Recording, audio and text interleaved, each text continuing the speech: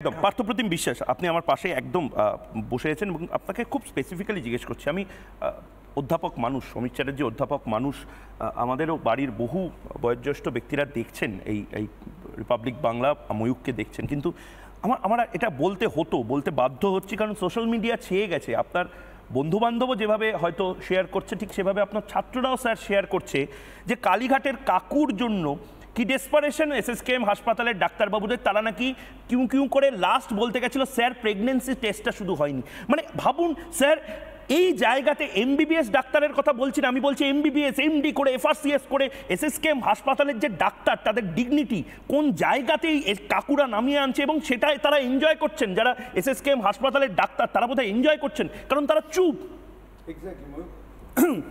আমি বলছি আমাদের রাজ্যের বিপদের জায়গা তো অনেক, বিপদের মধ্যে এটা একটা নতুন বিপদ, যে আমাদের এন্টায়ার হেলথ সিস্টেম বলতে যা বোঝায় এবং তার সবচেয়ে পীঠস্থান এসএসকেএম, সেটা পলিটিসাইজেশনের সবচেয়ে বড় শিকার হলো। এই কারণের জন্যই কাকুর কণ্ঠস্বর, এটা হচ্ছে গতকাল থেকে যে এপিসোড আপনারা দেখাচ্ছেন সবাই দেখছি আমরা, শুধু তা নয়, আপনি ধারাবাহিকভাবে যদি গত কয়েক বছর ধরে দেখেন, it started with Anubrata Mondal. তো যখনই তাকে সিবিআই ধরতে যেত, তিনি খুঁজতেন কখন কবে পিজি হাসপাতালে তিনি যাবেন, অ্যাপয়েন্টমেন্ট পেলে তবে হচ্ছে যে বাড়ির থেকে বেরোতেন দিনক্ষণ ঠিক করে। আপনি সেই অনুব্রত মণ্ডলই সরকারি ডাক্তারকে দিয়ে এমন চাপ তৈরি করেছিলেন, বলেছিলেন যে সিবিআই ধরতে যাওয়ার আগে যে বোলপুর হাসপাতালের ডাক্তারকে দিয়ে যে লিখে দিন যে আমার বেড রেস্ট প্রয়োজন, ফলে তিনি সিবিআই যাবেন না। আপনি যদি একইভাবে দেখেন যে মদন মিত্র, তিনি যখন জেলে ছিলেন সেই সময় তার জেলে থাকার পিরিয়ডটায় তার আয়াস নিশ্চিত করার জন্য হচ্ছে যে তাকে জেল থেকে চিকিৎসার নাম করে হচ্ছে যে পিজি হাসপাতালের একটা ওয়ার্ড, সে একটা রুম, সে তো প্রায় মানে একেবারে 5 তারা হোটেলের মতোই করে রাখা হয়েছিল। আপনি একইভাবে যারা ধরা পড়েছিল, শোভন চট্টোপাধ্যায়, তিনিও হচ্ছে যে ওখানে ছিলেন।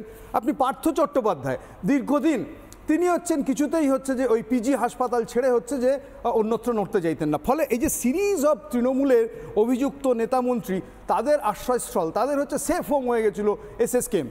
অ্যান্ড আমি বলছি যে সরকারি হাসপাতালে সেই জায়গাতে এসএসকেএম হাসপাতালকে যদি আমরা এই কাজে ব্যবহার করি, আমাদের গোটা স্বাস্থ্য ব্যবস্থাটা তো ভেঙে পড়বে। কারণ আমরা একটা ক্রেডিট নেই, আমি দেখেছি অদ্ভুতভাবে যারা শাসক দলের নেতা বা ডাক্তারবাবুরা, তারা ক্রেডিট নিয়ে বলে, তুমি জানো ময়ূক 5 ঘন্টা এসএসকেএম এর সামনে লাইন দিতে হয়। এটা কেন দিতে হবে? একটা মাথাভাঙা বা মেদিনীপুর আলিপুরদুয়ারের লোককে কেন এতটা জার্নি করে 5 ঘন্টা লাইন দিতে হবে?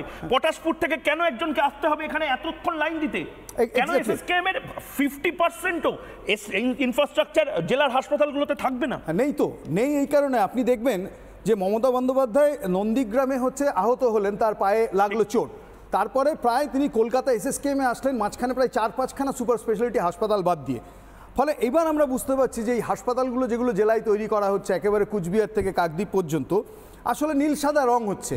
সেখানে ডাক্তার নেই, সেখানে যন্ত্র নেই, ফলে সেখানে চিকিৎসা নেই। ফলে এটা যারা জানেন সবচেয়ে বেশি, অর্থাৎ শাসক দলের নেতা মন্ত্রীরা, তারা হচ্ছে পৌঁছে যান ওখানে। এবং তার সাথে ময়ূক যেটা হচ্ছে যে এই যে কালীঘাটের কাকুর মতো লোকেরা যারা অন্যায় করেছে, এবং সেই অন্যায়টা দ্রুত যাতে দিনের আলো দেখে, আমি বলছি যে সেখানে ডাক্তারদের যা করণীয় কাজ, সেই চিকিৎসকরা তারা চিকিৎসা করছেন না, চিকিৎসার বদলে রাজনীতিটা করছেন। আমি বলছি যে দুঃখের জায়গা, এটা চাপের কাছেই হোক বা ইচ্ছাই হোক, তারা সেই রাজনীতি করছেন, এবং যার মধ্যে দিয়ে অবরুদ্ধ হচ্ছে যাদের গলা দিয়ে স্বর বেরোতো এবং যারা ক্লাসে গিয়ে তারা পড়াতেন, সেই নিরীহ ছাত্রছাত্রীরা যারা 1000 দিন ধরে বসে আছেন, তাদের স্বর রুদ্ধ হয়ে যাচ্ছে কাকুর গলার স্বর না বেরোনোর জন্য।